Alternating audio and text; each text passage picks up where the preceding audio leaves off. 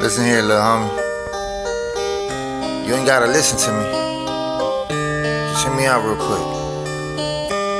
Ain't nothing funny about the street shit. It'll drain you of your love.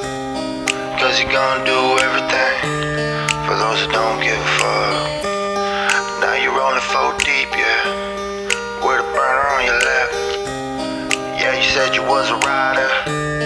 Now you can't take it back. Hold up, little homie, you about to end your life. Trying to prove that you are what you ain't for them stripes. How you gonna explain the pictures from the other night? Taking selfies with the burner and you did it for them likes. Better look into the mirror, what you think your skin is? Why you shake your head so now the cops gon' profile you on sight? Boy, you ain't a killer, you don't even like to fight. Take a life, you gon' see your victim's face every night. It's cool, eventually you ain't gon' think about it. Don't look into his eyes when you finally let him have it. Trying to forget, go and bring upon some habits. Can't smoke or drink away the pain, thinking about the damage. Finally got your stripes, but you living on a run now. Yeah, you did it once and your best friend is your gun now. Damn, for them stripes you done given up your soul. Knew he was a gun, I seen his jaw hanging low. I mean, you should go by what, if a person's rapping about something, well, okay, I think, I'm not sure who would, I think you guys talked about Rick Ross? Yes. Yeah, you guys were the ones. Mm-hmm. He's a great entertainer. Yes. You know, I mean, they tore him down because he was a guard, but he's telling stories. He's making money off of stories that people can relate to. Yes. You know what I mean? And skilled at it, you know. So when I listen to his music, it's, you know, it's like, wow, you know, I felt it. I didn't care about his past or what he did. Of course. And I think the same goes for rapping. Rapping is more of a storytelling. You know what I mean? So, you know, when I did that song, Chiva SBB, that about heroin, and stuff like that, I've never used. You know, I had a brother, I came from a whole family. I mean, I lost, 4 cousins, 3 uncles, and a brother to heroin. Wow. But I went into storytelling of what I seen them go through, and I played that addict in that song. So, you know, somebody could say, well, you weren't an addict, you're rapping about it. I did. I told the story. So it's really storytelling. Not everybody lives that life that you hear them saying. Not everybody lives it. It's the storytelling maybe that what they seen. Right. Like my story, for instance. Yeah, you saw all around you, but I think also like even you got Ross, but you Dr. Dre, you know, Cube, they same thing. They saw it, they started, and were great at it. They were great at it. I mean, the Chronic was one of the biggest selling ever. You know, I mean, the Dr. Dre's, you know, the Chronic. CD. Yeah, but if Dre and Cube were Latinos, Chicanos, we would have torn them down back in those days, brother. We're our biggest downfall, you know, and people listening, you know, we are our biggest downfall. You know, we don't support one another. We're too quick to, especially these, what do they call them, trolls? Yeah, that trolls, you know, it's not Donald Trump supporters that are doing that. It's people that look just as brown as me and you guys with maybe even more tattoos than I have that are saying this shit. Yeah, you know, putting us down, and especially when you're doing something positive and you're doing something. You know, like what you guys are doing. I hear what you guys talk about. You know, I hear the message about the busing program. Like I said, I listen carefully to everything what you guys speak on. You know, and you should have that support because you guys are a voice. That's recorded. Yeah, we're gonna let him off the lista, homie. Okay, good. I'm cleared. Huh? I'm all right. Thank you, Sonny. You wanted the lista for a minute, homie. For a minute. Pass me that box, please. Pass me the list somewhere. Pass me the list somewhere. Yeah, that's my lista. That's my lista. Let me cross them out, dog. That I never seen. I never seen you guys do that. Oh, we got the list somewhere. Wow. We're taking you off the list. Take them off the list right now. Because typically people don't see themselves get put off the list; they just see themselves get whacked somewhere. All right. So I was penciled in. I wasn't inked in, right? Nah, you were on the to-do list. Okay. You were on the to-do list. The ink comes in when it says done. Yeah, I know that. That's it. I didn't. You know, I needed still more information on you, like your social security, your weight. You know where I just like. Well, my weight goes up and down, Sonny. So it's kind of It's an everyday struggle. And when you lose it, I find it. Don't worry about it, dog. I got everybody's. So are you thinking of doing being a Mayan again on the Mayans, or do you have anything? I mean, the good part of acting is there's no age limit. You know what I mean? So I stay busy. I don't have time to audition, and which acting is a passion, and I haven't really completed that stage. And who knows? Maybe I'll be telling this story 20 years later. Yeah, that'd be great. When I get that, you know, like the same thing I did with music, you know, and stuff. So I mean, I would love to. If there's anybody listening out there, I'd love to get back. I actually had a meeting with not a meeting, but there was a conversation with Danny Paz Okay. about making a movie about my case and Oh, stuff. wow, And, that's cool. What's her name? From Charlie's Angels, Cheryl Ladd. Oh, Cheryl Ladd. Wow, Yeah, she actually contacted me to Really? Right. But that was my thinking is every time you try to write something down, somebody's name comes up. Oh no! And yeah. you know, even if you change it, they're still gonna know. Yeah, there's certain know, things so we can nah, speak about. I Yeah, can't exactly. Well, that's why they tell me to write a book, and I go, I can't talk about a lot of shit. Yeah, you can't talk about I mean, it. the good stuff that you want to hear. Yeah, because your names come up, yeah. and if even if it's not the right name, you use a fake name because that's what they tell you. Use a fake name. But then someone's gonna come forward. Hey, motherfucker, I know that was me. Yeah, or the cops are gonna be like, I know who was there that night. Yeah. You're done. You're snitching. That dry snitching. Hey, Pancho, so I'm looking at your poster here you gave me. Thank you very much, by the way. That's just gangster. Where did you get your style from, man? A little bit from my dad. The style I got from my father is like I didn't look at pictures and study the man and say I want to be like him. But it's a trip because, like, you know, I try to be different with my Pendletons. I buy them. I do them 3/4 length. I do a V cut on them. And then I'm Stacey Adams. I'm always in Stacey's. Yeah, that's what's up. And I found, Greasepan's is one of my I still have a yeah, pair. you know, Stacey's? Yeah. I'm I got mine hardcore in too. those. You too? All right, cool. I got mine too. And I I'll looked show at a up on picture of my Saturday with dad, and it's the same thing. And it's not like I looked at him and studied the man from head to toe and said, okay, this is how I want to wear my shirt. These are the shoes I want to wear. So I get a lot of it from him. And then my schooling came from my mother. You know, if you're going to do this, you're going to do it right. You're going to make sure you iron those pants. She would starch my pants. We used to use a Niagara. Remember Niagara? Niagara. She would be in there doing it for the me. handkerchief. Yeah, she would starch them for me. She would do that for me. You know, and stuff like that. So it was mandatory to have The creases. the creases. My Nikes, I remember she would shine them with the white shine. They had the nurse and the little baby on it. Yep. And she would shine them for me. My mom would when I was in school. And, you know, she made sure that, you know, I mean, I like to dress. And that came from my dad and my mother, bottom line, to answer that story. Wow. You got See, schooled by the parents. Question, This rather. sucks. Yeah. What? When I was a kid, my mom did everything. Cut up my khakis, did everything so I wouldn't wear it. But if I told her, Mom, I'll give you an extra 20 if you can get me a gun. She's like, okay, here. well, Sonny, we had a deal. You know, I got good grades. Like, I you know, so the first time I had told, you know, I tell my stories on Instagram. And one of them was the Pendleton. Okay. So and the Ben Davis. So now I'm, I think, about 13 years old, and I want to graduate from the Levi Cords and the Hush Puppies to the Stacy's and the Hang Tens, you know, to the Pendletons. Yeah. So I'll never forget. My mom goes, okay, well, it was a Cascade, and because nobody really could afford the Pendleton, everybody was wearing the Cascades. Yeah. So she goes, that's not a Pendleton, but we called it that. And she's like, no, I'm going to take you and show you what a real Pendleton is. So we looked, and she goes, look, you get me good grades, and I'll lay these, put them on layaway. You know, we did the layaways back then. Yeah. I still do to this day. I ain't going to lie. Right. Greasepan's does that for me. I still do. Yeah. I still do. So she goes, you get me good grades, pick the ones you want, and by Christmas time, I'll get them out for you. So I'll never forget, I was 13 years old, and we're in this store. And it was a white guy, and I asked him, I said, hey, how much are these? And I didn't know what his answer was, and he said, too much for your blood. And I went and told my mom, I go, I don't know what that guy meant. But he said, you know, I'm 13 years old, and I go, he said that these are too much for my blood. And she's like, who, where? And I go, that guy. So instead of laying them away, she was supposed to lay away like 3 of them for me. She goes, he said that? I go, yeah. And she goes, pick 3 more out. I go, what? She goes, pick 3 more out. She bought me 6 of them. Right there on the spot. That's right. We ate beans for about a month. She made her point with though. the sardines. Yeah, I remember what we ate. Yeah. And she goes, Frankie, can I cuss on this? Absolutely, Okay. absolutely. My mom had a dirty mouth. And she don't fucking cuss, all right? I'll never forget. She told me word for word, Frankie, little motherfucker, don't let me down. You better get those fucking grades. You hear me? And I don't know how she did it, but she bought 6 of them. We're supposed to lay away 3. You know what I feel really bad about now? What? Because I actually found out what a real Pendleton was last year. Oh, God. I didn't know either. I thought the pro... Flannels. Yeah, but you were What 13. was the This pro? was fucking 53. This is the real Pendleton right here. The pro... I know. What are the pros? The shirts? What are the shirts? GoPros? No, not like GoPro. Sonny, What are nobody, these? no, What are nobody the ever ones thought you around were the shirts? a consumer of fine threads. That's a GoPro. That's a GoPro. Yeah. Fucking Pro Club? Okay, yeah, Pro Club. Okay. I thought those were Pendletons. All these years I was like, hey, man, I Jesus. got my Pendleton. Like, oh, shit, it's nice, Doc. Stupid ass. I've been ghetto family. Dude, I never even had my first 501s until I was already 19.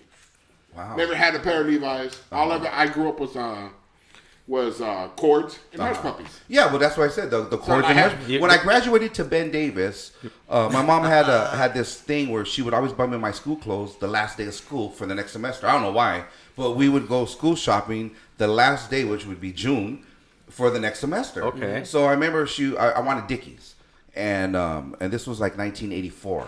And I go, man, I want the Dickies. And she's like, well, look at the little monkey. It looks kind of cute and this and that. So she went with the Ben Davis, which was a more expensive pair of pants. Yeah. But I think at that time I weighed about 110 pounds, right. And I wanted like a 50-inch waist. Yeah, so I used to do that. She was like, no, you could only get them like maybe a size bigger or two. You're like, damn it. So I was like, fuck, all right. So they were fitted, man. Yeah. Fucking, so I tried them on. So I said, all right, that whole summer I starved myself. Oh, that's a good one. And you're hearing this first story because I didn't tell this one yet on Instagram, That's right? a good So you're one. hearing, no one's heard this story. Exclusive. So I fucking starved the shit out of myself. So it was time to go to school. Bam, those pants were fucking the way they should. And she looked and she's like, how now? What the fuck did you do? What did you do? So she wanted to go exchange them and shit, get smaller. But no, I starved myself. Yeah. That's funny. I remember the first time I went to the I got a job and I was already with my wife and I'm like, I'm gonna go buy some khakis. She's like, you gonna go buy some Dickies? Yeah, I'm gonna go fucking gangstered up. She's like, all right. So we went and I'm looking and she goes, babe, why don't you buy Oshkosh B'gosh? Oh, the Oshkosh? Oshkosh B'gosh? What the fuck is that? She goes, those high-end cholos. Give me some Oshkosh B'gosh. So I never had any Dickies. It was always Oshkosh B'gosh because I thought they were better. They were better quality. Yeah. I was a higher end cholo. I never heard of that. When your mom used to iron your clothes, right? Yeah. I used to always iron mine, crease down, always crease down. And my dad had got so fed up with me that he didn't know how to ground me no more because I just didn't care anymore. I mean, I was always getting busted as a juvenile. So what he did is he took my iron away, right? And I was like, what the fuck do I do now? You know, like I can't go to school not creased up. I was watching Little House on the Prairie, and they had the iron on the fire. So I was like, how do I do that? So I got a pan, put some water in it, put it on the fire, and I was ironing. No, I was ironing like that. My dad looked at me, he just threw the iron. He burned down the house. I got my iron back. It was funny, dude. Wow. Before you got here, I took my little nap, which I have to. I get even power. I get up, I get my ironing board out. I look at my closet. I get my shirt out. I get my Levi's. You look sharp, man. I'm like, fuck this, man. Pancho's coming over. That fool knows how to creases on. That fool knows how to dress. Wait, you know what I did on New Year's? You keep that alive, brother, and I love that about you, man. Thank you. That's Thank right. you. That's right. I went for New Year's, right? I got me a pair of Levi's, 501s, okay. I went to get the iron. What the fuck's the iron? Because they were broke. We got no iron. She goes, no. So, fuck. So I grabbed my fucking pants. I start wearing. Where you going? I go to iron my clothes. What the fuck is this shit you're doing? So I go over there. A little while later, I'm sitting down watching and playing fucking Xbox and doing my thing. She's like, I thought you said you were going to iron your clothes. I am. What do you mean you are? I picked up the mattress. Underneath the mattress. I walked through the county shop. I already knew that. I knew that was coming because we used to put them underneath the cushion of the couch. You know what I mean? Or the county shop. That was another.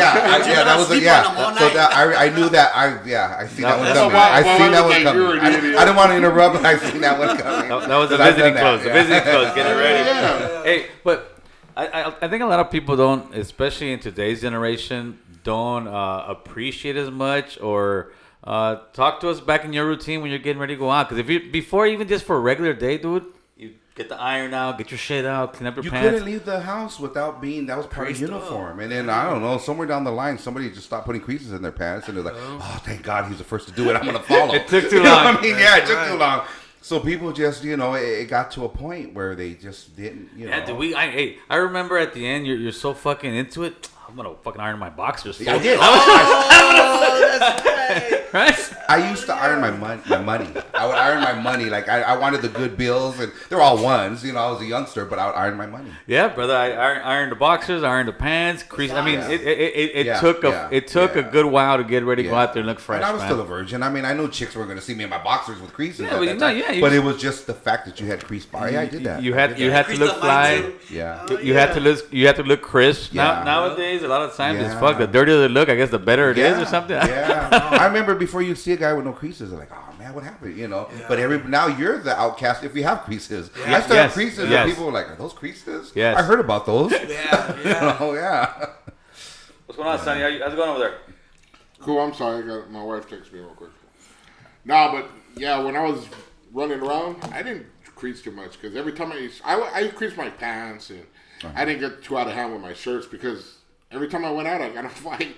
So I was like, man, my clothes are all fuck it. Hey, so let me talk to you about your Instagram videos you have, and that's actually I think my wife has seen them, my brother-in-law definitely has.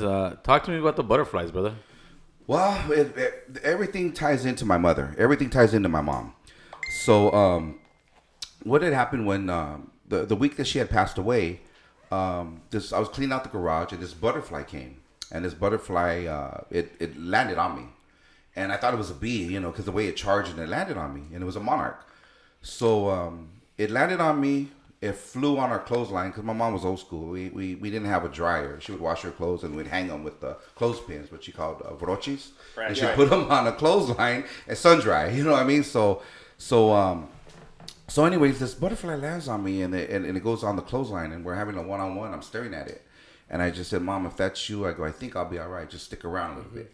So then the butterfly flew off. So that same day, my wife comes home from work and she's telling me that she's on her lunch break. And this is all within the week and the following week of my mom's passing. Okay.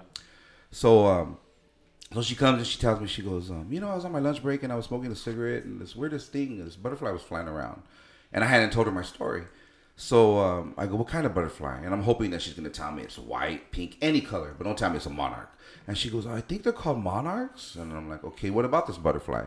She goes, well, the weirdest thing was it landed on my pack of cigarettes. She goes, and then I just started crying. I thought of your mom. And I didn't tell her my story. I didn't say anything. So a day goes by. I get a letter from the hospital where my mother passed away, Long Beach Memorial. And they want me to come to this luncheon, which is grieving family members that lost a loved one and share your stories and experience that are going through what you're going through. So I'm in denial. I'm like, I don't think I need that. So I put the letter aside. Letter shows up again. And I don't know if they sent me a second one or what the deal is. So I'm like, I don't need this, and I put it away. Third day, it pops up again. And with her as my witness, nothing's fabricated or I'm not exaggerating. I mean, it may not be exactly word for word what, happened back in 2006, but this letter pops up over a course of 3 to 4 times. And once I even ripped it up and it shows. And now I'm getting mad at my wife and I'm like, why are you bringing this? I don't need this. I'm getting mad at her. Right. But something made me read the bottom of this letter. And it said, and experience our butterfly release ceremony. So now I tell her the story about my experience and this letter. And then not to mention, I have a very big art collection. And I think you said you see it, Sonny, through, that fellas had sent me artwork, right. That are incarcerated. You're friends of mine.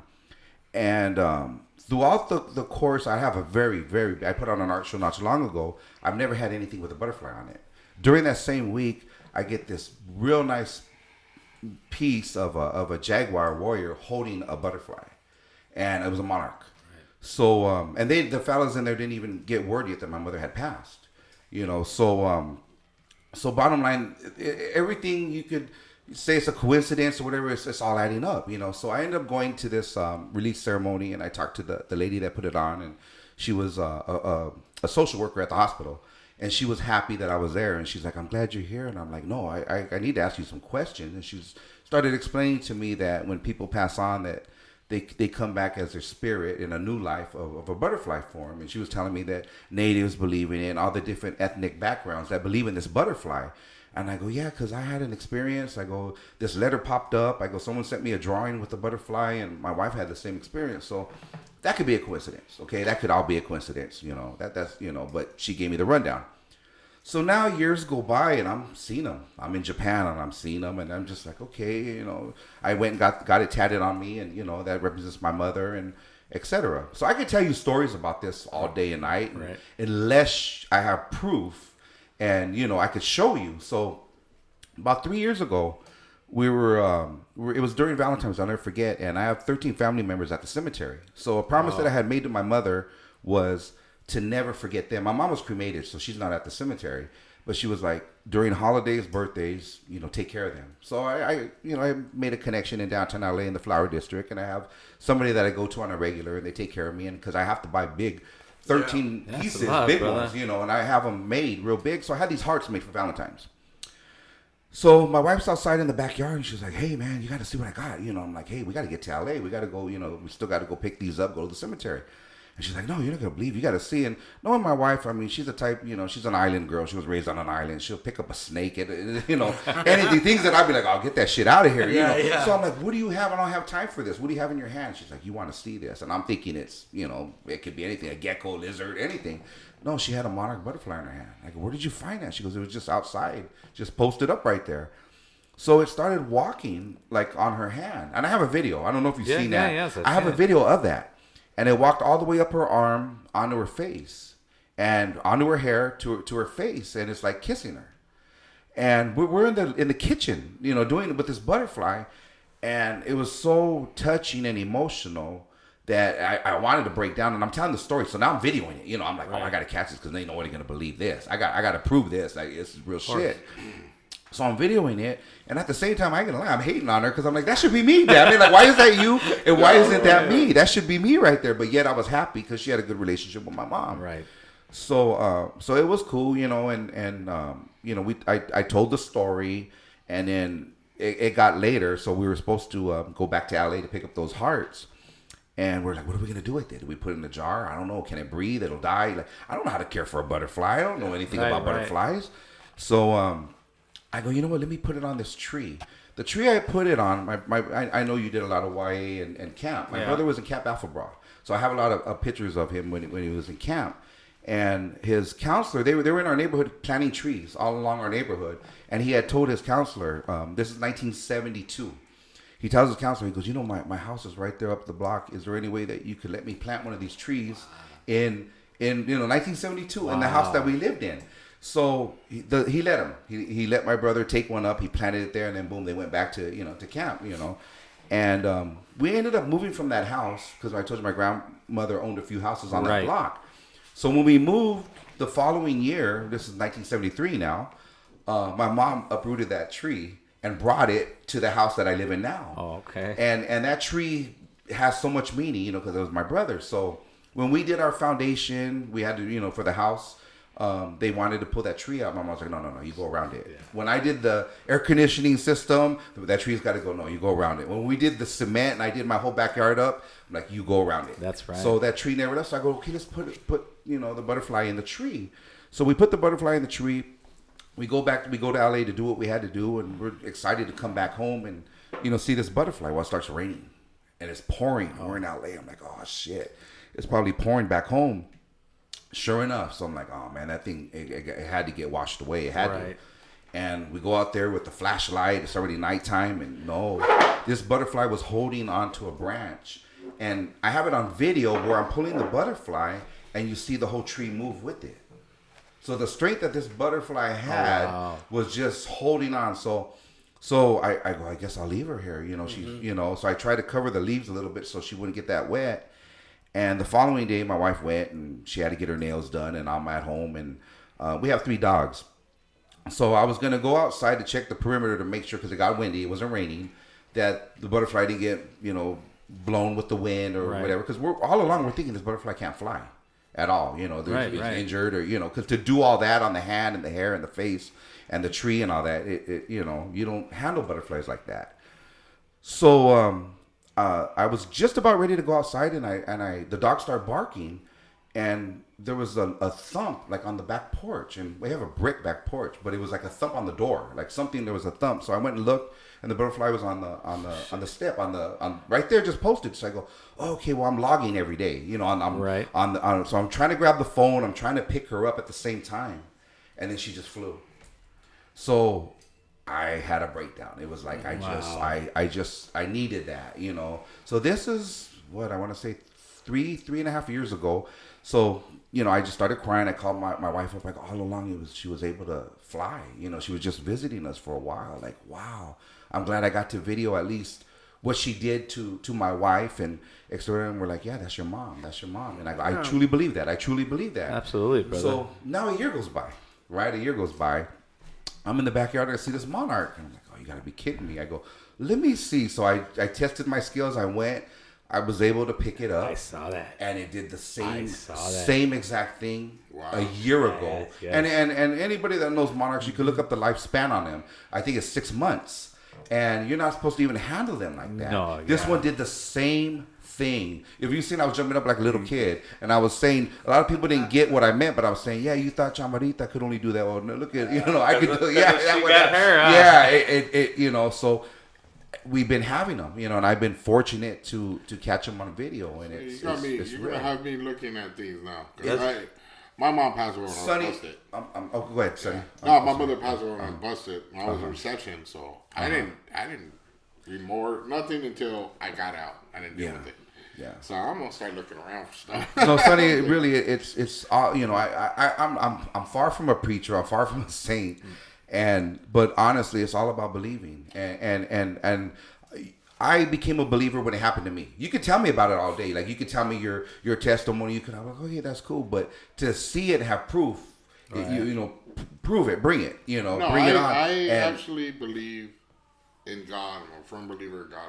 I've always had. I lost a little faith when my mother died, but it basically, I believe, and I've always had faith. That's one thing I had. I might not sit there and go to church every week, Right. but there's not a night I go to sleep without praying. Right. That's right. Yeah, no, I do too, and I believe in God, and I believe in other practices as well. That go back to our Aztec and, higher power and different stuff. Like a lot. I'm open to all religions. I don't get involved with religion. My mom was an atheist, believe it or not. At the end, she had given up. Well, she had been through so much. That's kind of how my mom. She is. gave up. She gave up. My mom has always been there's no God. God wouldn't let this happen. She was gangster with it. That's my upbringing. Exactly. Those were her words. What you just said, those were my mom's words. But she didn't want that on me. She bought me this anchor with that I have. That's right. So it was like she still wanted me to believe, but she told me that if you ever want to pray to someone, you pray to the ones that passed, and we'll be there. What I think is with religion, when it comes to religion, let's say the Japanese or Chinese, whoever's Buddhas, their God is what they see as their image of. I was Jesus, Buddha, Muhammad. They're all the same thing to me. Mm-hmm. They're all, you know what I mean? It's all It's just whatever you just see it in a different right. That's it. I think it's all the same God. At least I've always. Let me ask you something, Pancho. I think one person that gets missed a lot, but not at the same time you do talk about her, but I don't think I've yet to hear the story behind you and your wife, man, because you and your wife are Bonnie and Clyde, brother, and she seems to be intricate part of MC Pancho. She became my mother. It's a trip, and my mother came first, and she knew that. When she came in the picture, I had to find a woman that knew, hey, my mom comes first, and then you, so. She became my mom, my wife's from the island of Guam, and one day I came home, man, and she had blonde hair and tattoos. My mom got a hold of her. When did you guys meet? We met in 1993, going into 94, down on the island, which is Terminal Island. I was talking about that the other day. I always say, we met on the island. They're like, you guys met on the island? Yeah, Terminal Island, which is true. I was working at Terminal Island, so was she, and we met at this cafe right there. And that's. Did you make your move, or what happened? Who asked who to lunch? I was still in the rap scene at that point. You're big time. My big time thing was coming out in Orly's Lowrider magazine. Lowrider. All right. So Orly gave me a piece in called Orly's World. Rest in peace, Orly, because that was my biggest accomplishment then. That was like, oh man. So I remember I went to every 7-Eleven. I think I bought a mile out, and that was what I had to show her. I was like, hey, my name's Pancho, and this is me. And here. So that's how it all came about. And then cool. We just started talking and going out, and then I wasn't really too serious about her. Right, you were young. And I was 23 going on 24. Yeah. And then I told my mom, I go, Mom, I met this chick, and then I go, I'm not really too serious about it, but I think you two would hit it off, drinking partner and stuff. So she's like, yeah, bring her, I want to meet her, and this and that. So I introduced her to my mom, and that became my mom's drinking buddy. So my mom would take her to all the bars when she would get out. I would go with them. Yeah. You know what I mean? So they would go out bar, Monday Night Football and bar hopping and this and that. My mom's like, hey, she's really cool, And I told you, I thought you guys would hit it off. So then My mom's like, "You're not serious about it, right?" But I'm still seeing her, and we're doing our thing, and and stuff like that. So I go, "Nah, nah." And she goes, "Okay, good," because a lot of guys are asking for her number at the bar. And I'm like, "Oh, they are, huh?" And she's like, "Yeah." She goes, "We don't have to pay for no drinks. Everybody's buying us drinks, right?" So I'm like, "Really?" And then I go, "So what guy?" She goes, "Well, you're not serious about her, right?" And I said, "No." So I go, "All right, cool." So she goes, "So you don't mind?" I go, "No, I don't mind." So a minute later, I called her at work, and I go, "You fucking bitch, who the fuck you giving your number to? Who you giving your number to?" She's like, "What? I don't know what you're talking about." I go, "You know what the fuck I'm talking about? Who the hell are you giving your number to?" And then that's when I said, "I go, don't you know I fucking love you?" Broke that shit down. Broke that shit down. So yeah, so then, great. and that was all a lie. My mom made that up to get your us, mom. to get us Right? together. You were talking about T.I. Toronto Island for people that don't know. I was actually inside the bastard when I was a kid. I used to go visit my dad up in Oh, yeah, that was when in I was a TI. kid. Wow. And they used to have the fence visiting room. Yeah. They had a room, a righteous visiting room was for kids. Bunch of stuff. And then the outside was the fence, and there was rocks in the ocean. You were actually right there. Yeah. The view right And there. it was funny There's a because boat my ride mom- that takes you from Portugal. We were talking about Portugal. Yeah. Right. And there's a boat ride that takes you, and you can see the guys working out and all that. Yeah. So my mom and dad were both in TI at the same time. Right. I don't know how they land up in the same prison. Uh-huh. Oh, they're both the same place. Yeah, well, the same prison. That's why they fell in love. No, we were already like, I think like 4 years old when they went to TI. So we were already, Right. they were together for a while. And the guards knew my mom was with my dad. So my dad was a janitor, the facility, not the janitor, the plumber. So they go spend some time with her. That's cool. They That's hook cool. her up. You know what I mean? They all knew. that's cool. That's my cool, mom yeah. and my dad were always Yeah. messing around inside the thing. that's cool. Because he was a facility plumber. The head plumber, so he had a lot of, he could go anywhere. So we were talking earlier while we were on our little break here, and we brought up a little bit of the YG song. Was it Que Loco? You can ask my opinion on Yeah, that. absolutely, brother. And Gil, a lot of things I don't speak on because everybody has an opinion. And I'm the type, I bite my tongue on a lot of things. Right. But I heard you guys speak on it before. And, I mean, no disrespect to whoever was there, but it turned into a circus. You know what I mean? Bottom line is what it turned into. And everybody, like I said, has their opinion, the pros and cons of that. If I was there, I would have either walked off the set or said, "You can't portray us like this. You can't go and wear a mariachi outfit and think that it's going to be all cool to sing and dance around like that. Like, that ain't cool." No, you know what I mean? And I don't care, how much... There's certain jobs that I wouldn't take. You know what I mean? So I don't care how much you're sell paying. your soul for that. Exactly. I'll walk off. I've walked off a few sets because right. of what you wanted me to portray or play. I'm like, I don't know. I'm not going to do that. Yeah, you No, gotta have morals and values in there. You know, so You'll belittle yourself for a couple bucks. so no, that I don't see. If we did something like that, it'd be racial. Oh, forget we couldn't about get it. away. Yeah. We couldn't, and I could say I'm paying homage to all the acts that I've followed and listened to In a way, they from played the oldies blackface. to everything. In a way, they played blackface with us. Yeah, That's yeah. exactly what they did. They did reverse blackface. Yeah, but I think it and the thing first off, what happens is like how you say you won't talk a certain way about things. A lot of times we as Latinos, we think that if we start saying something, oh, you're whining, you're crying. No, that's the thing. We need to get off that page where we're not whining, crying. We're letting you know how we're fucking feeling. We're letting you know, hey, this is wrong, this is disrespectful. But at the same time, while we're saying that, we're not saying if this guy, if that guy, this guy's a punk. Because once you start coming that way, you lost the argument. But to sit there and have the guy come out as a mariachi.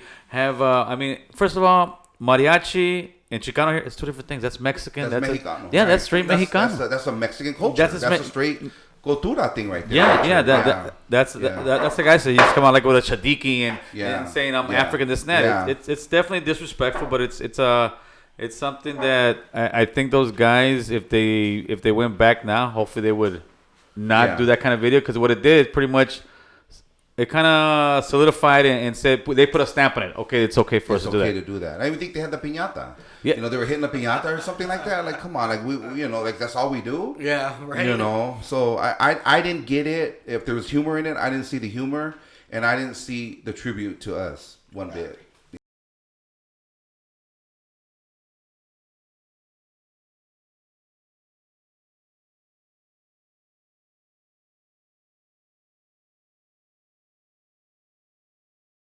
the thing is, they say that some guy said that we don't have good klecha because we disrespect Sonny because Sonny's the older homeboy, That's right.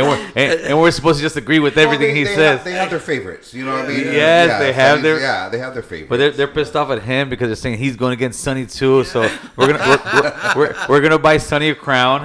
We're gonna pay homage to Sonny. If it wasn't for Sonny, we would not exist in this world. It took you this long to realize that? Hey, I need back child support, homeboy. I told you this long. It took you this long to recognize what I'm about. I'm the talent, fool. He's the talent, brother.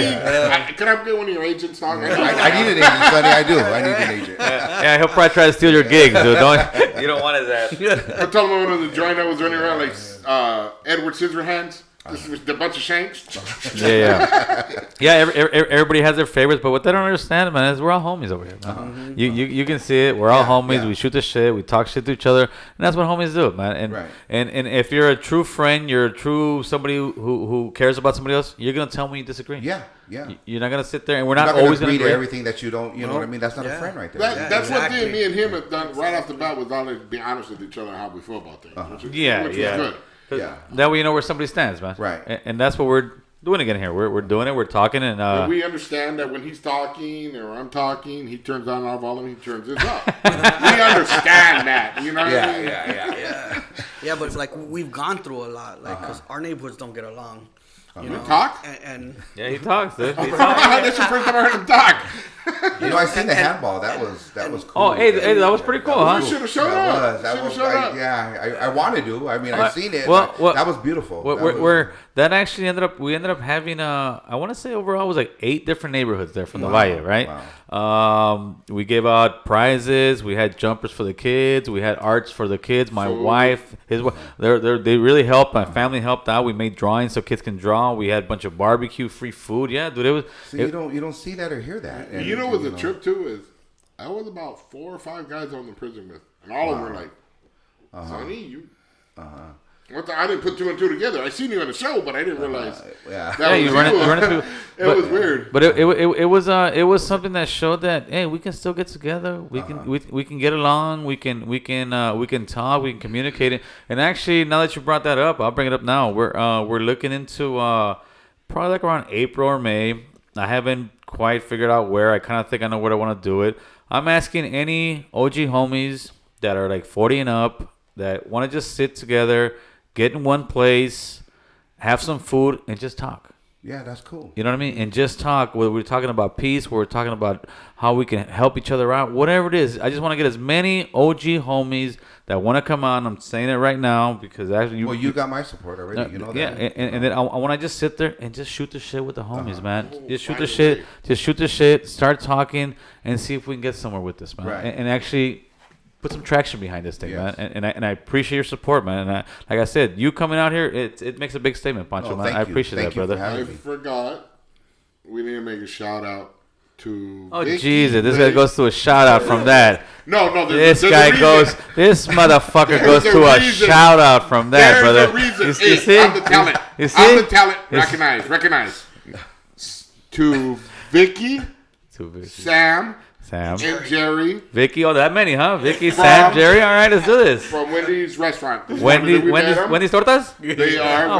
There you go. They are gonna sit there and support the cause. That's right. That's what's up, brother. That's what's up. What I wanted is mention, since you guys are all our homies, there was a guy that approached me at the store, giving us praise about what we're doing. Okay. I'm sure he didn't want to interview or nothing, but he was older from Maravilla, and he said he appreciates what we're doing and we're doing the right thing. That's what's up, brother. And the youngster needs to hear it. I told him I would pass on the message. That's what's up, brother. So there was a reason to tell you. And you know, hopefully, that was. And then he has his phone out. Hold on, we're running.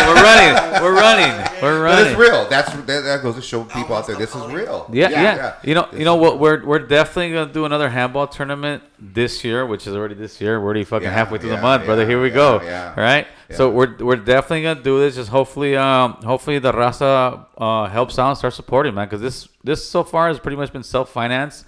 It's taken a toll, but I think people actually step up. You show up, people show up, and actually make this thing. Well, once you have a date, let me know, And if I'm in town, I will definitely show up. And if I'm not haven't booked anything, I won't book. No, anything. Once you have a date, I'll be there. Yeah, I'm gonna make a date where it's maybe 2 or 3 months out. And I would like to make a donation towards that. Oh, absolutely, brother. No, you just coming along is donation enough, brother.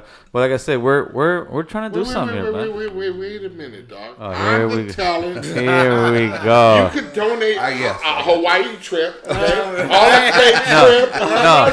Hey, dog, I am the talent, okay? I demand. Hey, I tell you what. Give the talent, send him a trip to the island. I'll send you to Terminal. I've already been there. Here you go. A one-way trip to Terminal Island. And we'll even bust you for free from San Pedro, brother. Oh, shit. Oh, man. But yeah, dude, that. You know what? I think it's going to get bigger and better for us, man. I think this year, for Raza in general, it's going to be real good. I see there's an actual, finally, a movement of unity, getting together, working with each other. Stop the fucking hate, brother. Stop the hate. Stop tearing people down.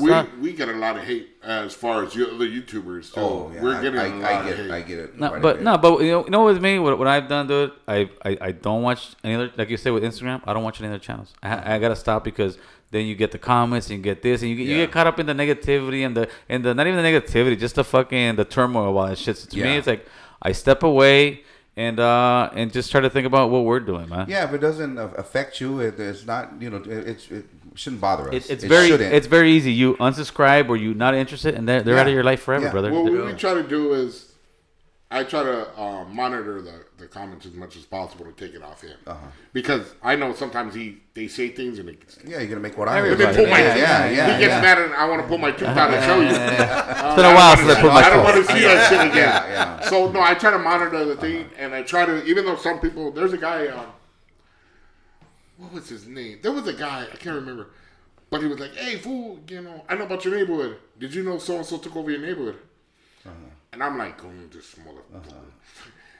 But then later he tells me, "Hey, dude, I was just trying to piss you off. I wanted to see your reaction." And that's what they want to do. And I tried to. Yes. He was being honest about it. And he goes, "Hey, I'm crying. You're really about that." And I'm trying to. I'm trying to change, dog. Give me a chance. Yeah. You know what my advice is to people that, let's say if you got a YouTube channel, you've got a gram, whatever it is that you're doing something with, is block them out of your life, and that's it. He who fucking angers you controls you, brother. Exactly. And if, to me, it's just don't watch it, don't hear it. If anybody comes on your channel talking about, hey, this guy's talking shit, you know what? Hey, brother, I don't want that chatter on my channel. Yeah, on my shit, I'll block guys like this, but I won't block guys just because they disagree with me. But as soon as I hear you're a bitch, you're lame, like something that you're not gonna tell me to my face, and you're be disrespectful, that means you want a reaction. My reaction is you're out of my life.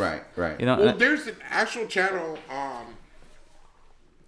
something Viking. Diego Viking. I don't want to hear about that, Sonny. No, I don't want to hear about that, Sonny. It's over. The channel's over. Okay, no, the channel will be back. I don't want to hear about it. Like I said, that's why we don't watch that shit. That's why I tell you I don't want to hear about it, Sonny. No, but you don't remember what happened today. I don't care. I don't care. What happens is this guy went on a rampage, talking shit. The negativity gets to him. That's like I said. And that's my advice to all those channels.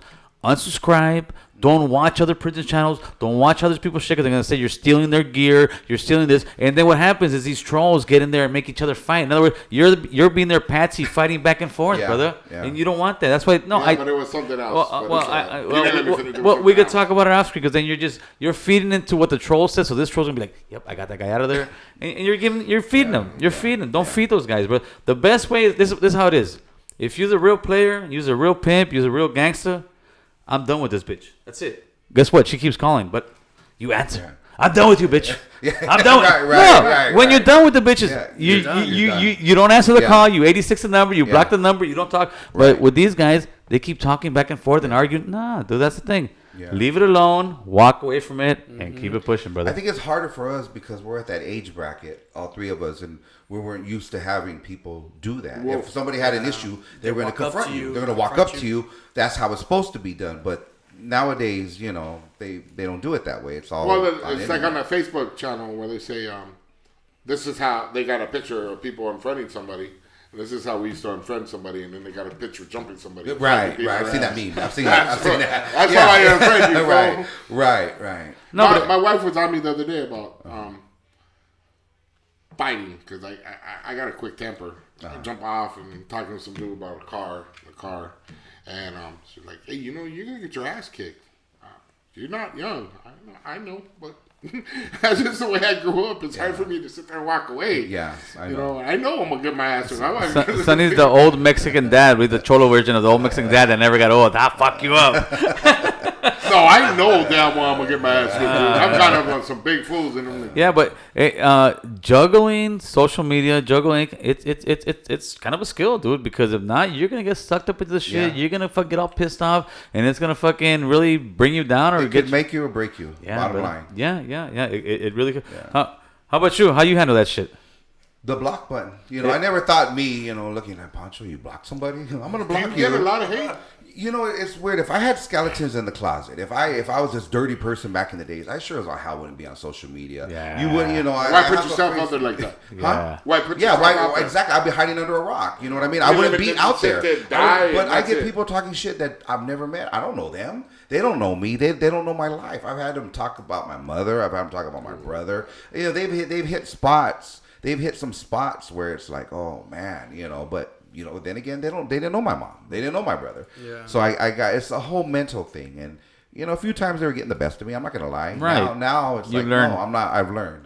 Yeah, you're on the phone, at 49. Oh, yeah. My wife would see me. She'd already see that look and she'd see me shaking. Motherfucker, I'm going to find out who you are, bitch. Exactly. Look at your IP address. Oh, one I even said out there. It was during the holidays. It was like about a year ago. And I said, I would really like to make somebody's Christmas come true. If you could find this individual for me. I had people. Well, when we did generously, I could, Oh, when we first did our interviews, he took the comments off. Yeah, I did. Hey, dude. Yeah. I don't know if I can handle those comments. Yeah. I can handle them now. I told him you can take them off now.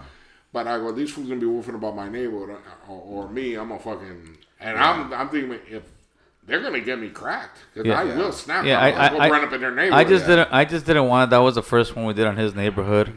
Our water, our history, and I just didn't want it to become a gangbang forum where people thought all people on the bang talk their shit. Yep. So with like I said, with my shit, you go to my comment section. Now I hardly block people because now it's gotten to the point where those trolls are gone, and what the trolls will do, they'll go feed somewhere else where they're getting attention. Yeah. And if you need trolls to get attention, then your shit's like that anyways, and that's where you're gonna get. Dude. But the one thing about our channel is if you do look at the comments, the majority of them are respectful. Even if they don't agree with us, that's what we want. They're respectful. You can look at somebody else's feed, and they're F you and woo, they're talking crap at each other. And I'm like, no, we're trying don't even pertain to the subject. Yes, yes. Like the four of us could be. We're talking about life and butterflies. Right. We could have somebody on there on a whole nother level. Sex appeal.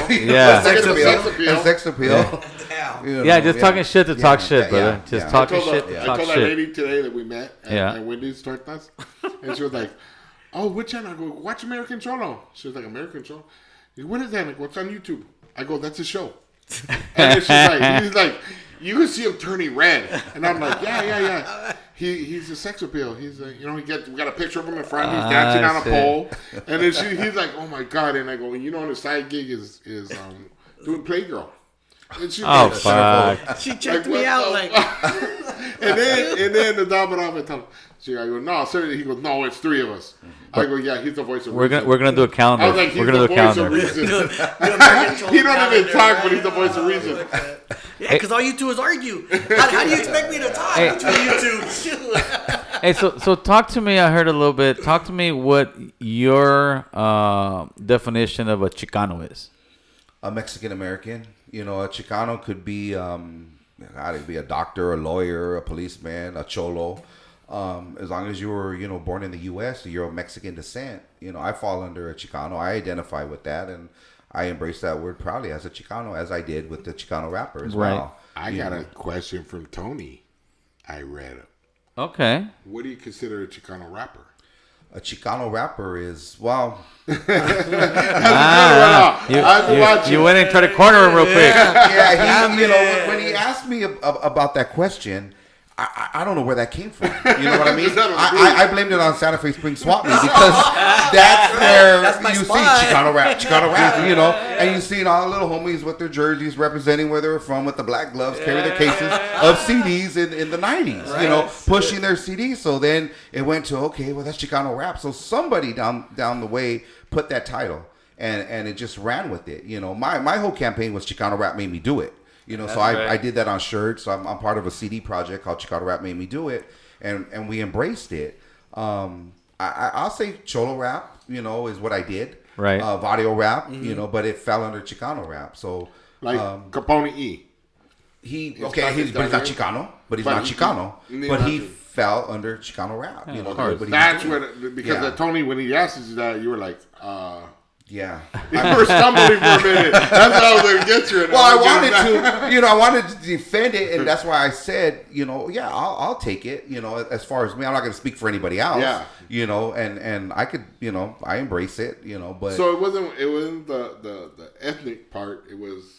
Well, because they look at Chicano the way you grew up as a culture, but Chicano is not a culture. You know what I mean? It's not. I don't even think we really have a name for what we all went through. I mean, some will say Vato, some will say Cholo. The newer generation won't identify with that. You know, what a Vato or Cholo is. Before that, it was Pachuco.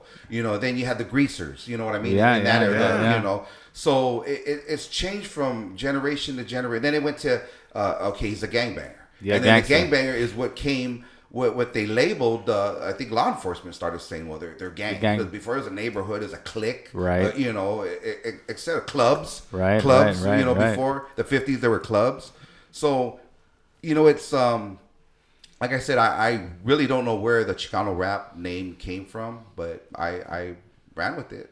You know, I think you made it up at the Santa Fe swap meet. That was the headquarters. You know what I mean? That's right. what I said. The Santa Fe Springs swap meet was the headquarters for Chicano rap right there. So I assume it started right there. We go. that's he his goes spot. there. I'm He's there like always every taking me there. Sunday. You know, He's always taking me. And I would hear these dudes be bragging about, I'm in the studio. Oh, you damn liar! Your CD's all full of dust right there at the Santa Fe Springs swap meet. It's still fucking right there. Don't be lying to these girls talking about, I'm in the studio. They just want to hear that shit. You're in the studio doing fucking what? He takes me down there sometimes, and I'm like, dude, these guys don't be fighting over here. No, that was neutral grounds right Yeah, there. and he goes, We couldn't fuck it up. No, You know what I he mean? is. He goes, no. Really? And I'm like, Really? dude, And you had the, That's right. you know what I'm talking about, so Sonny. You had many all the neighborhoods. round flies. Yeah, You yeah. had, you know, SGV, Harbor area. Yeah. You had, got you know, every- San Fernando, all different. OC. But everybody just had a good time. That's You right. know, As and it they knew should. Still if like they that. got into it and fucked it up, it was going to fuck it up. Where were we going to go on Everybody. Sunday? Like where, Hollywood where your Boulevard. ladies could go shop. Oh, Hollywood. And you Like could have at beer. Leisure Park. Yeah. But this one, I mean, you could shop at the same time. And I remember you know what I mean? You bring the kids. I was walking by some family, and I guess the I'm gonna say husband said, "Let's go to Santa Fe swap. It's a swap meet." And she goes, "This ain't no swap meet. This is a club." Yeah. So Did you ever go cruising? Huh? Did you ever go cruising? Back in the day? Briefly, I had a little share of Whittier Boulevard a few times, you know, and then I guess where did it move to? It moved to Crenshaw. I didn't do Crenshaw, but Crenshaw would have been because I'm a car club member. Yeah. You know what I mean? So I'm in a car club. So What car club you everybody, from? Harbor Area Vida, which was started by my mother. Okay. Yeah. I'm from Lifestyle. Yeah. Oh, your Lifestyle. Yes, Oh, sir. shit. Let's get this Oh, I know your going. people. I know Sorrel and the whole. yeah, those are my people right That's there. right. Yeah. Wow. What kind of car you got? Cadillacs. I've always been Cadillac. So everything I roll, I got Your name is 84 Cadillac P. Cadillac P. Is That's right. My wife had the 84 sedan DeVille front, back, side to side. And then I ended up buying the 2001 DTS, brand new in 2001. That's right. So Boulevard Magazine, I don't know if you remember that one, did a whole spread on it. Okay. And then the XLR, I have the two-seater on Dayton's, and then she has the Escalade. So we're Can I strictly borrow one? Cadillacs. Anytime. Because I don't got a car club, so can I have a car? And these are our everyday cars. These are our everyday, you know, what we drive. That's you know. right. What did I tell you? I forgot what the fuck I was going to ask you right now. It was something about the cars. You're trying to get a free car. That's what you're Yeah, doing. that was besides the point. Now, go ahead, do it. Now, I remember what I was going to ask him. It was important, too. Nothing. We're just keeping it going, oh boy. Just keeping it going. You fucking. So you're saying your mom started your car club? Yeah, my mom started a car club What year?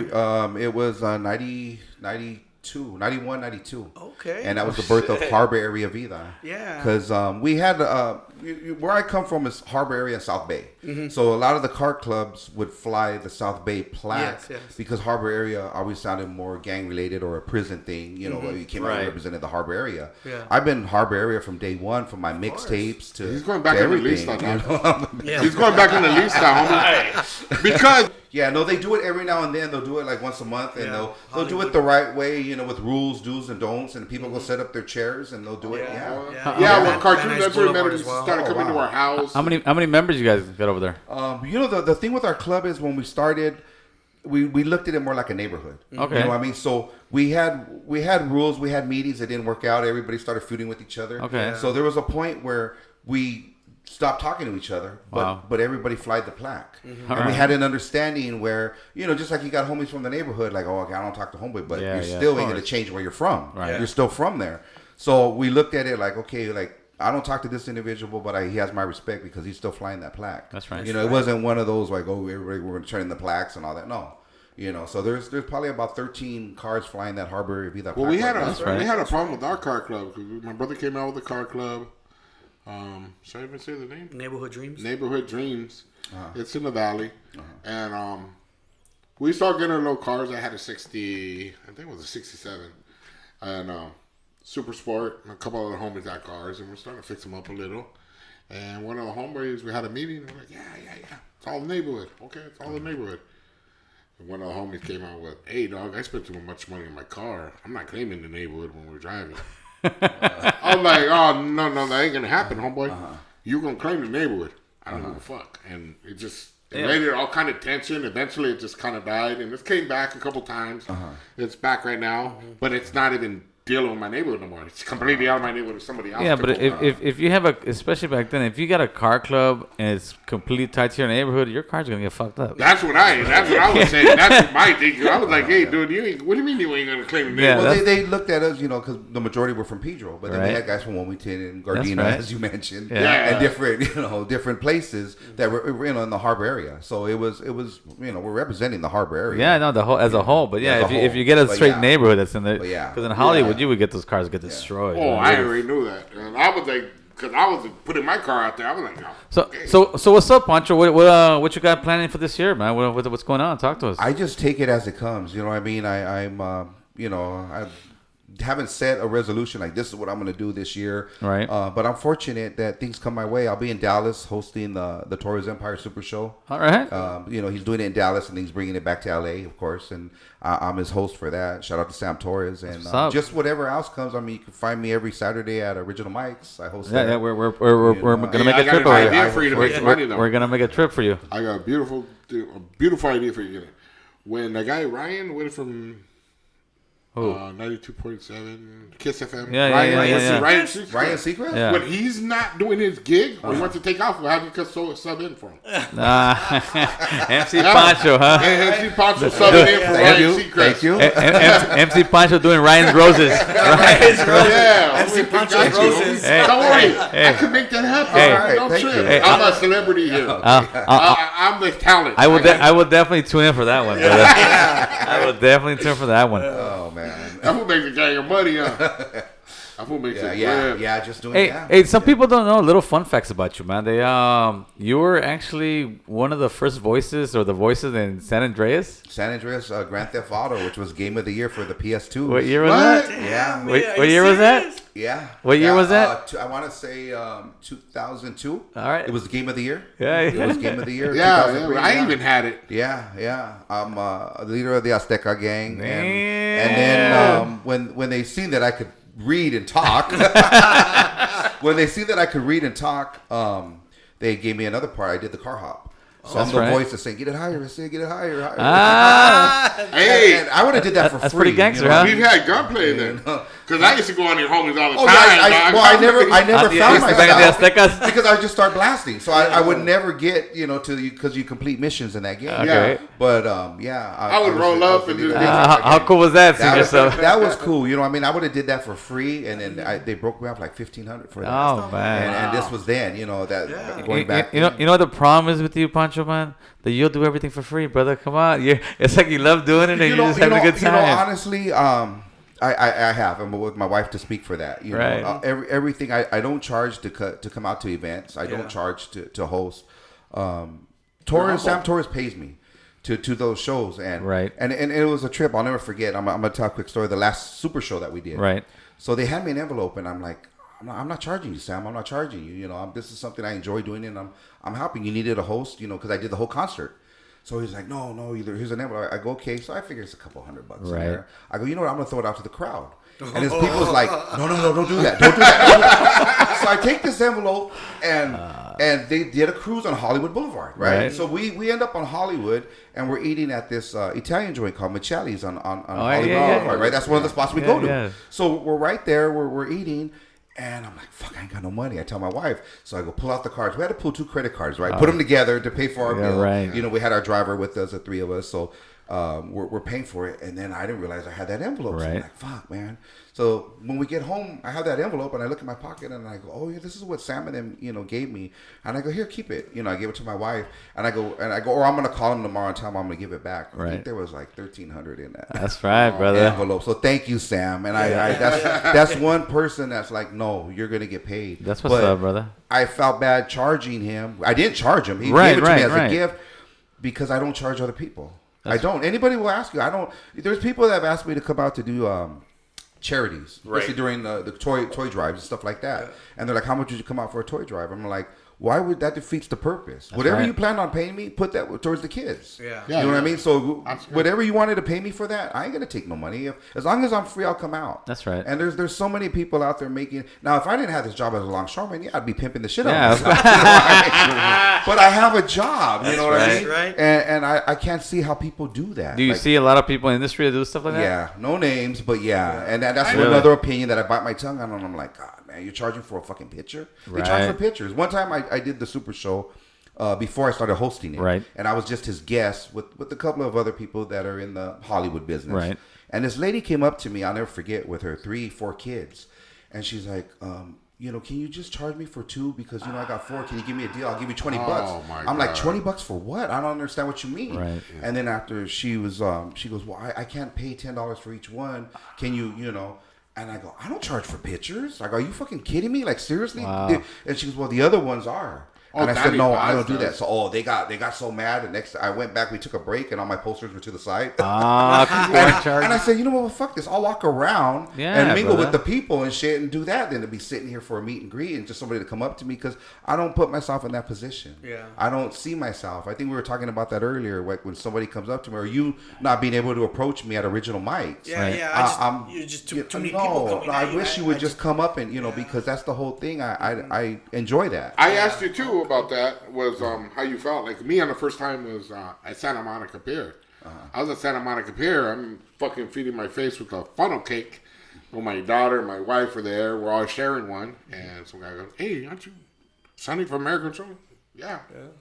I felt awkward. I was like, what do I say now? Good job. I got recognized a couple weeks ago. It's a beautiful feeling. And I was like, whoa, that was my first time being I recognized. still get excited when somebody comes up to me and says they follow me or they read my stories. And I remember where. Like, they'll tell me, like, you don't remember me. I said, yeah, I met you at the gas station. That's right. Or, yeah, you were at the donut shop. Or, yeah, I don't remember names, but I will remember that person that came. I remember the first person that came up asking me to autograph a cassette. So I should have went up to your Carlitos way back a couple years ago. You were telling me, when we were hanging out at Carlitos way. I wish you would have. Yeah, we tell this guy at Santa Fe swap meet, go around, find a bunch of girls, tell them scream American Cholo, and we'll put in a video, right? You know they're gonna do it, and he's like, oh no. In this business, you have to. You have to speak. Right? And you have to speak up in this business. Like I said, hearing you talk, right? And you're real. You know what I mean? You guys didn't go to school for this. Yeah, you know what I mean? But yet you're real and you're doing it and you're talking about topics that I can relate to, other people could, and I enjoy it. And there's some that ask questions and people that want to do interviews and they can't talk for shit. Right. Of course, brother. But the 3 of you are a perfect team. Oh man. Well, you know what? It's Sunday. I gotta go to work tomorrow. I'm sure you do too. So we're gonna kind of wrap this up. I know. Here you go. Yeah, you're the talent. I'm the talent. I gotta go to work tomorrow too. Yeah. Hold on. Let me turn this guy's mic off real quick. Nah, I'm fucking with you. Anyways, I want to first and foremost from us 3 is thank you very much, homeboy, for coming through, homeboy. Thank you for having me. Thank you. Respect to you. And where can people find you, man? On Instagram? Really, just under MC Pancho #2 on Instagram. That's pretty much all I have is Instagram, Facebook. I don't have a YouTube. Not yet. No, I don't. And it's funny because Tony A. You watch me on Tony Vision. Yes. And shout out to Tony because he's doing his thing. And yeah, for sure, brother, for sure. Respect to him. And Tony came to me and he had told me, he's like, before we did the interview, he goes, Pancho, he goes, you know how to talk. And he goes, you never thought of doing a podcast? And you normally will not tell another person that in the business because, you know, that's his Competition. business. Yeah, Competition. yeah. And that's where I really looked at him differently. Like, wow. And I go, nah, Tony, I got so much shit going. I go, no, I don't plan on doing my own podcast. Because a few people have approached me. Yeah. And then after he goes, you should because I know you could do it. And I'm like, wow, but that's what you're doing. You know what I mean? Well, to me, you definitely got the gap for it. I don't know if you got time, but whenever you want to sit down and have a conversation about anything, brother, that seat's yours, brother. And that's coming from the talent. No, thank you. And I just want to say the reason why I speak a lot and I could talk, my very first speech ever, you know, because I see everybody, we were talking about host and an MC. Yes. I'm not really a host. I'm an MC. And I think as 2020, I'm going to change it to your MC because I see everybody's a host nowadays. Everybody's a host. Yeah. And I want to see what they can do. I want to see them get on that mic and host. Right. You know what I mean? So the very first time I ever hit a mic, I was 8 years old. And as I said, my father was diagnosed with ALS. Okay. And the longshoreman collected all this money for my dad, you know, because he wasn't working. Yeah. So I come home from school, and my mom tells me, she's like, Frankie, you need to step up. You need to go to a union meeting. And I go, and do what? She's like, you got to thank all these people for what they did for us. They collected money. They did raffles. And this is for us. So I'm like, oh, shit, now I'm in the hot. I'm an 8-year-old kid. Yeah. So I had to go to this meeting. I had to sit there. Back then, everybody was still smoking. And it's a smoked meeting. They're arguing, cussing each other out. Now, once the meeting's over, which was like 3 hours of just arguing, fuck you, this. Well, now I'm part of that. I go to those meetings, you know. Yeah. And it's time for me to give that speech. Well, no, these guys want to hit the bars. You know, they want to go see Sancha and do everything, that, you know, as the meeting's over, right?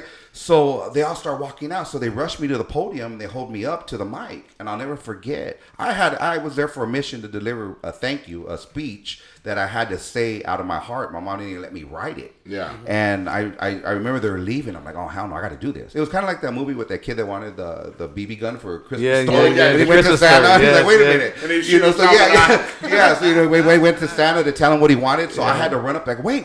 And I remember I hollered like loud, wait, and they all stopped. And they stopped in there, and that's when I knew that I could talk. That's you know, I had that. So I just told him, I said, I want to thank you all for what you did for me and my family, and, you know, the money that you donated, and I love you, and God bless you all. And then they just stood quiet. They just looked at me, and I'm like, oh, fuck, what do I say now? And then they just started clapping and went crazy.